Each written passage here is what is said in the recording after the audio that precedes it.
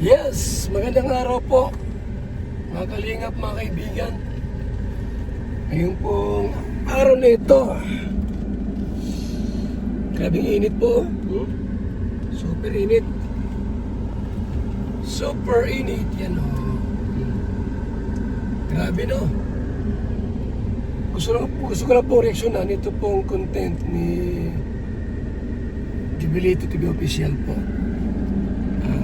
Actually, ito po ay patungkol kay Pure Health ng kanyang pagka-hospital din po na kumbaga wala daw ginawa ang Kalinga para matulungan.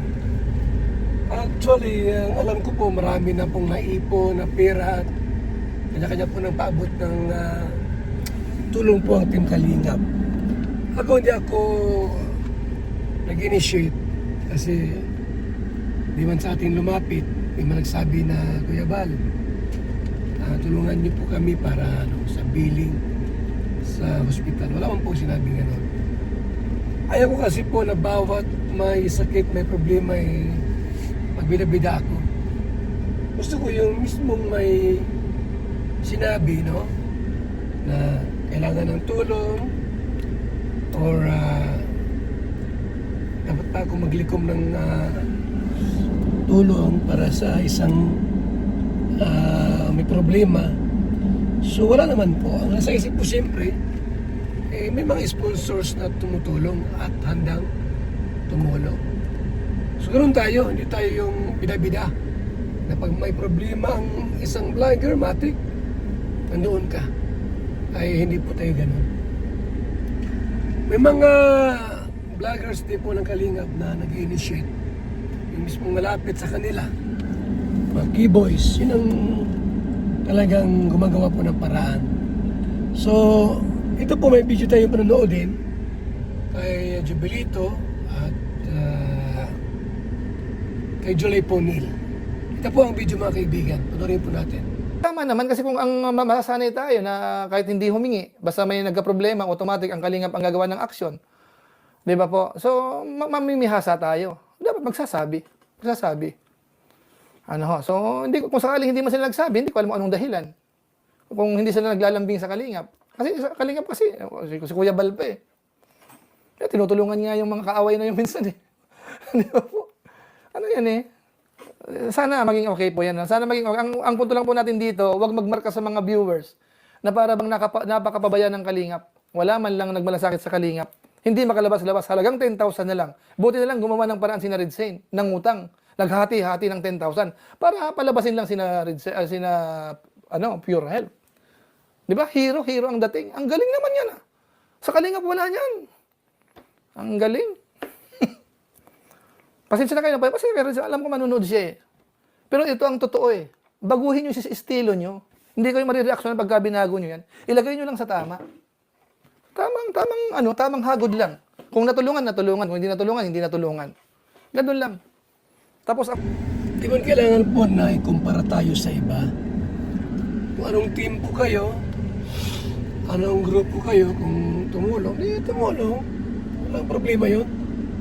May kailangan na mabuti pa kami, nakatulong kayo, hindi. Wag na. Ngunit nang ipagmalaki natin yung ating nagawa. Kung nakatulong kayo, salamat. Kung nakatulong ang ating Kalingap, maraming salamat. Ngunit na magsabi pa na mabuti pa ang team namin, tumulong. Wag na. Kung tumulong kayo. Di ba baga? Kung nakatulong kayo, maraming salamat sa inyong pagtulong. Di naman sa amin yan. Sa tao naman yan. Tandaan niyo po, mga kaibigan, hindi bilang grupo, kung saan tayong grupo, kundi kung ano yung taong nangangailangan ng tulong.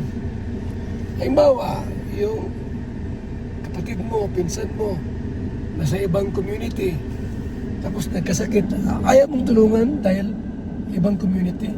Hindi ganyan.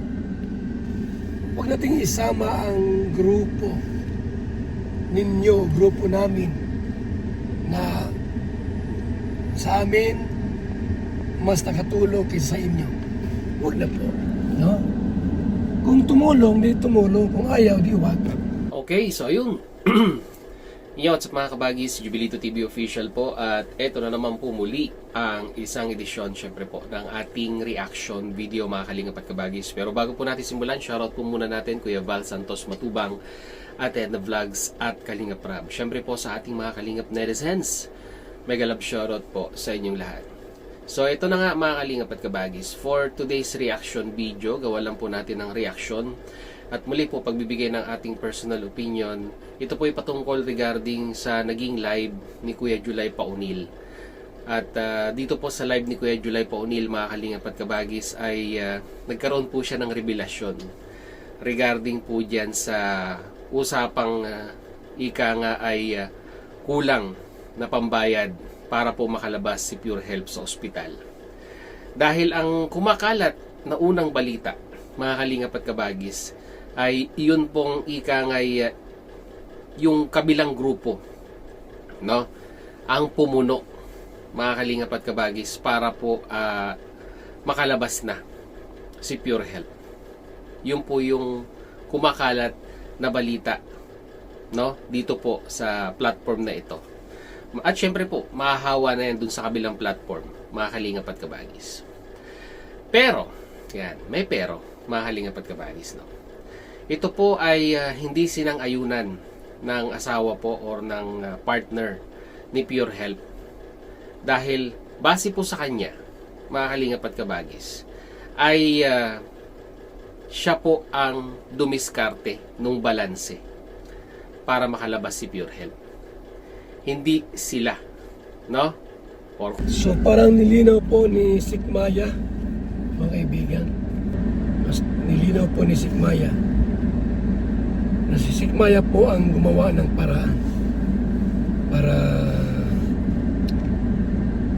mabayaran po lahat ng kulang sa ospital. Ang alam ko po, may mga tumulong na po diyan, pero naglilikom ng pera, especially mga key-boys. Kaya sabi ko naman, kaya siguro hindi lumapit sa atin, kaya na po nilang lahat yun. Isosolder yung mga mga gastusin.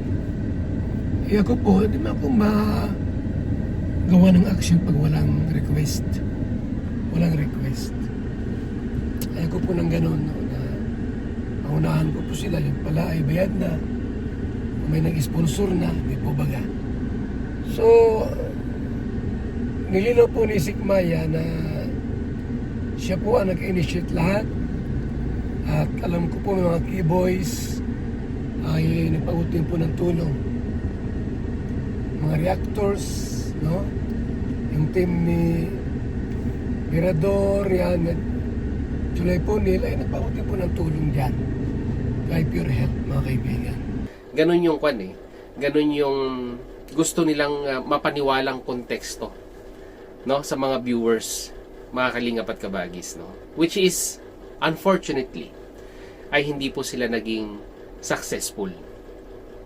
At mabuti na lamang po ay meron pong isang Sikmaya na itinuwid itong mga bagay-bagay na ito, no?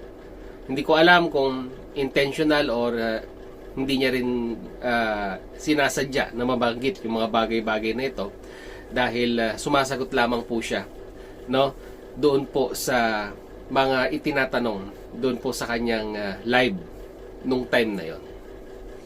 So ano naman po kaya ngayon ang magiging side of story ni Pulang Uod dito? Oh, 'di ba? Ano ngayon ang magiging istorya niya dito po sa statement na binitawan ni Sikmaya sa kanyang live, na talagang hindi pinatotohanan yung mga naunang statement na kanilang ikangay sinasabi dito po sa social media. Kaya nga po sabi ni Kuya Julay, ayusin, di ba?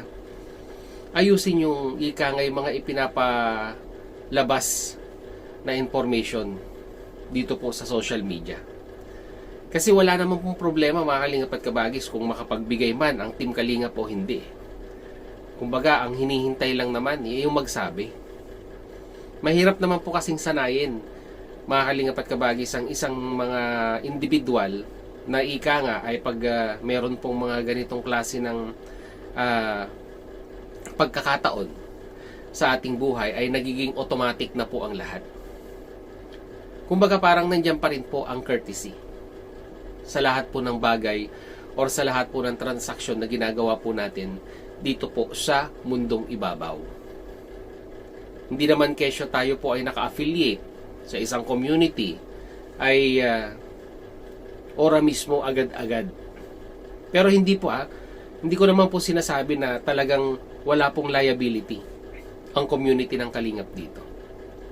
Dahil nakita naman po natin na may upload si Kalingap Rab dyan, na nagpaabot po siya ng kanyang tulong. At aside from the tulong, no, sinasabi kasi nila naliliitan sila doon sa ibinigay ni Kalingap Rab. Kaso hindi po nila alam yung the other side, no, ng istoryang iyon, na kung saan ay may monthly allowance. Tandaan nyo po, hindi po insurance ang Kalingap. Dito yung insurance company na kapag ikaw ay nagkasakit, namatay ka, ay kami ang magpapalibing sa'yo.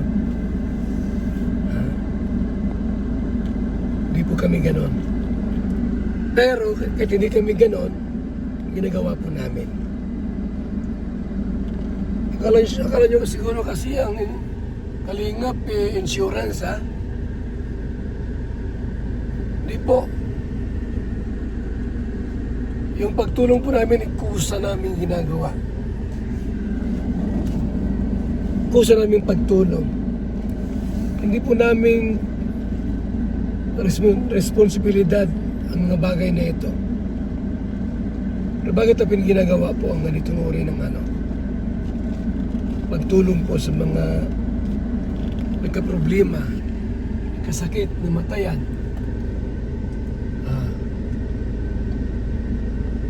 Di po baga, hindi namin responsibilidad ang mga bagay na ito. Hindi kami life insurance.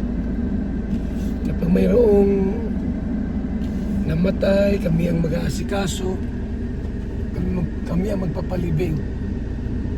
Pero kahit hindi namin yun, trabaho, ginagawa po namin. At marami nang ulit naming ginawa. So huwag kayong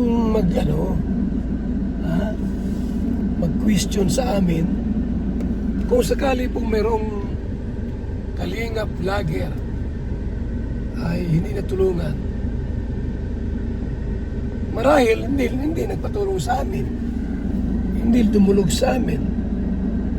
Ano po? So okay naman sa amin kung magpatulong. Sabi ko nga sa inyo, sa abot namin makakaya, matulong kami. Sa abot ng aming makakaya, tutulong kami. Yun lang. Ganun kasimple po ang aming programa. May maitulong, tutulong. Wala ano magawa natin? At dahil nga po part ng K-Boys, si Pure Help, may revenue din naman po yan sa kanyang channel. Yung po yung mga extra privileges na nakukuha niya po bilang miyembro po ng K-Boys or nagdadrive kay Kalingap Rab. So meaning to say, mga Kalingap at Kabagis, it is a win-win solution or part sa magkabilaang panig. Both kay Kalingap Rab at dito po kay Pure Help. Kaya huwag po nating sasanayin yung sarili natin na masyado po tayo agad naniniwala sa mga information na nakikita po natin or napapanood dito po sa social media. Ang mundong ito ay masyado pong misleading sa mga manonood na madali agad naniniwala. Yung mga hindi nagsasaliksik, hindi nagtatanong, At kung ano lang yung mapanood nila ay agad-agad nilang pinaniniwalaan. Kumbaga nagiging ignorante po sila, no? Sa kanilang pinapanood. Parang wala po yung pinagkaiba, no? Sa mga panatiko ng love team. Pasintabi na lang po, no? Mga kalingap at kabagis. Dahil ang mga panatiko, pag sila po ay nakarinig, nakabasa, nakapanood ng mga bagay-bagay na hindi sasang-ayon doon po sa kanilang sinusuportahang love team, magbibis mode agad yan. At talagang, naku po, makakarinig po kayo ng mga bagay-bagay or mga salita sa kanila na mahirap lunukin. So yan lang po muna natin pong topic, ating reaction regarding po dito sa hospital po ni Pure Health.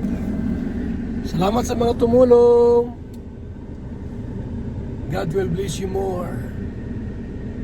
Sa mga nagpaabot po ng mga tulong po kay Pure Health, maraming salamat. And thank you so much. One Kalingap, one family. Bye-bye. Mabuhay po tayong lahat. God bless.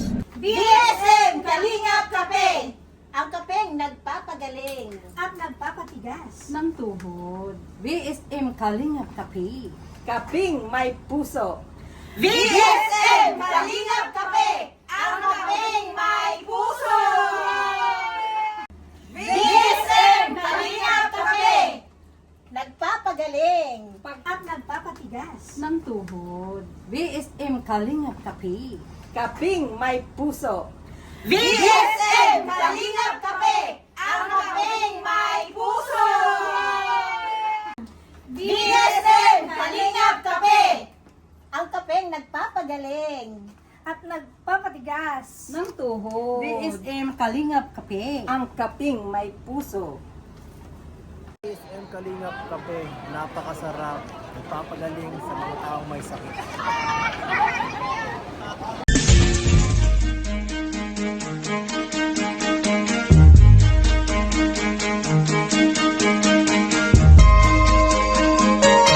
Ito ang palatuntunang tunay na lingkod bayan. Ang programang tututo sa kapakanan ng mga mamamayang kapos sa kapalaran. Si Kuya Val Santos Matubang, ang inyong katuwang. Si Kuya Val, kasangga sa kahirapan, kaagapay sa kalusugan, kakampi ng mga inaapi. Magbibigay pag-asa sa mga taong nawawala na ng pag-asa sa buhay, sa mga batang biktima ng kahirapan, sa mga matatandang napapabayaan. Si Kuya Val, ang inyong sandigan. Val Santos Matubang, sa palatuntunang lingap sa mahihirap.